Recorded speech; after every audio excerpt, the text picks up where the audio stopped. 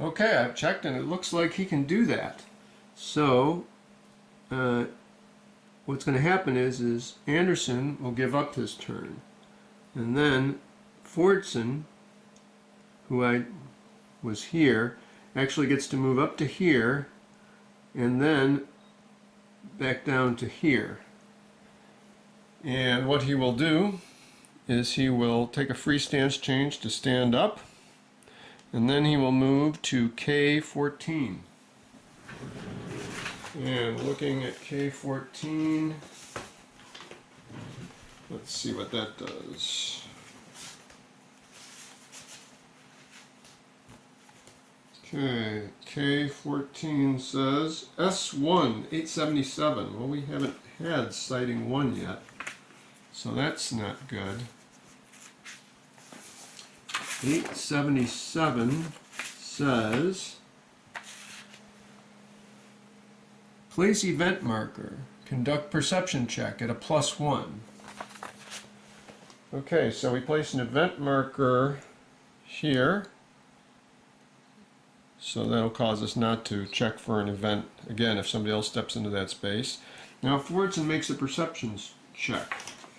And Fordson's perception is a 4. And he gets a +1 on his roll, or I mean +1 to make it, so he 0 through 5 will make it. And he succeeds. So what happens? 877. If it succeeds, C570.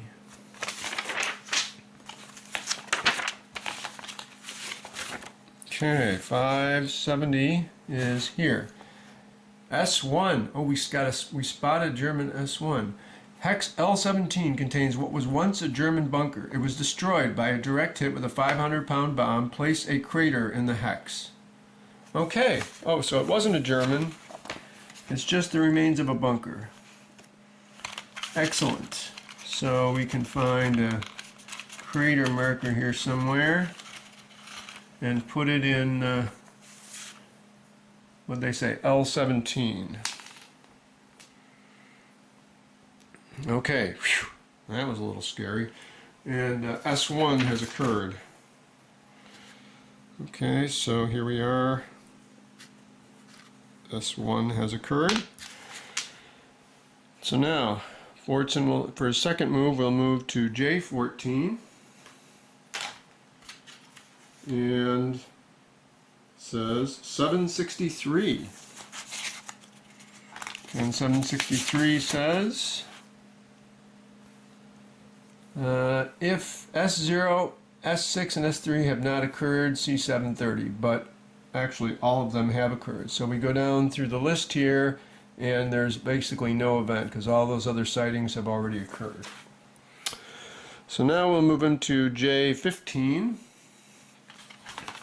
And J15 says 763, which is the same thing.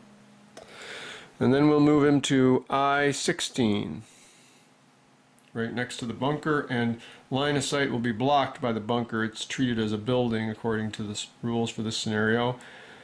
So Q will not be able to shoot me. Let's see, I16 is 883. Uh-oh, well that's kind of interesting. That's 883. If S0 and S6 have not occurred, they have... Oh, so now we go to, if S0 has occurred, C723. Okay, 723. Conduct PC check at a +2. Okay. And he rolls a 3, so he is successful. It says if successful, see 760. 760 says S6. Well, now wait a minute. We already had S6. Oh. Well, okay, so that's nothing we need to worry about then, since S6 has already happened. May have misread something. Let me just double check and go back. Okay, I checked through and it looks like there was an actual mistake in the paragraph book. It may have been covered in the errata and maybe I just didn't catch it, but I've now marked up the book And so if S6 has not occurred, we would have seen 723, which is where we went, and then we would have potentially had contact S6. And then if S0 has not occurred, we would have went there. And in this case, both have occurred, so no event. So we should have fallen through this no event, but these needed to be written in the inverse of the way they were written. So, at any rate, so no effect, and we've reached here, and now we still have one round left to do something. And unfortunately, we do not have our prepared satchel charge with us, but what we will do is drop a grenade through into the adjacent space. And that will be Fordson's final turn here. Now, when you drop a grenade through into an adjacent window, oh, and by the way, we'll also probably want to crouch or go prone. I suppose I'll have to think about that. I think it'd be better to drop something. I don't think I want to stand up and look through the window while I drop the grenade, or after I've dropped the grenade. But I think crouched will be fine. You get an automatic success, so we just have to roll for a dud and then roll for the effects. So rolling for the dud, 30 some, so we did not have a dud. So that marks off Fordson's grenade here. Has been used. And now we need to roll for the effects of the grenade. So checking our charts here. We now have a grenade inside. And we're rolling on this chart right here. Come on. I'm going to take that guy out so he's no longer a threat. A 4. And a 4 says wounded if he's prone, which the target is prone. By the way, I have to roll for the incapacitated guy. 5. He would have been wounded again. So let me check what happens to an incapacitated guy or wounded guy if he gets wounded a second time. Okay, well, good news and bad news. First of all, the incapacitated German soldier, if an incapacitated soldier suffers a wound result, he is killed. So that's the good news. The bad news is that I double checked, and what the wound prone column means is if you were not prone, you will be wounded. But if you were prone, you're only panicked. So unfortunately, we really didn't do anything additional to N because he'd already been wounded and lost his entire turn. And so the panic result had no effect. Rats! Oh, that's not good. That's not good. All right. So now we need to come up with what is plan Z. Okay, so let's take care of the rest of our guys. So over here, let's see, Cheng gets an action. So he will stand up for free and then move 1, 2, 3. I think we want to have him ready with the bazooka to try to do something this round. Then we have Bastinelli and D. Alright, so Bastinelli he's already standing here. He'll move, let's see, 1 to here, 2 to here, and let's see, 3, 4 to here, and take a free stance change and go prone. And let's see, D. What will D do? I think what we'll do with D is have him prepare his satchel charge. So, get a satchel charge marker, put it under D. He's now got it ready to go. Now he can take a free stance change, and I think I will have I'll have D fall prone. And actually I could have Bastinelli fall prone too, so that's an interesting question. Maybe I should make both of them prone, since it was a free change for Bastinelli. I think I will. So in case the machine gunner steps up, he'll have a little bit harder time.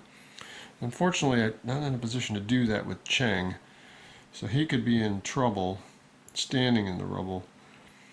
I kind of need him with the possibility of using his... I think if this guy shoots, he's probably going to shoot at F though. So C should be safe. The German will probably shoot at F. Alright, this will give me the option of doing the grenade attack, which I think could be good.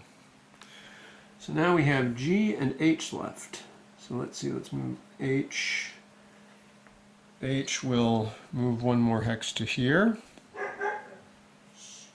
And in fact, I guess I could have him stand up, move here and here. And then we have G, and G can move 1, 2, and let's see, he's only got a movement allowance of 3, so I guess that's as far as he will get.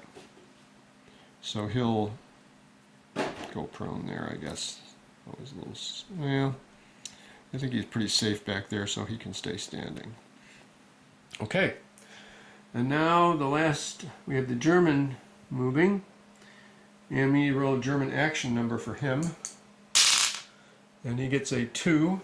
So now we look at Q with a 2, and we get 916. 916 says, if in a building or woods, hex see 802, otherwise see 830. So he is in the woods, so we'll see 802. 802, crouch, conduct best fire at closest target. Well, he has no targets available. No, he does. He has the wounded Eaton. Fall prone after fire, if free stance change available. Alright, so he's got a shot at Eaton, and then he'll fall prone. So at a range of 1, 2, 3, Q with a weapon skill -1 with his bolt action rifle. So let's see. First we need to roll for weapon jam, and it does not jam.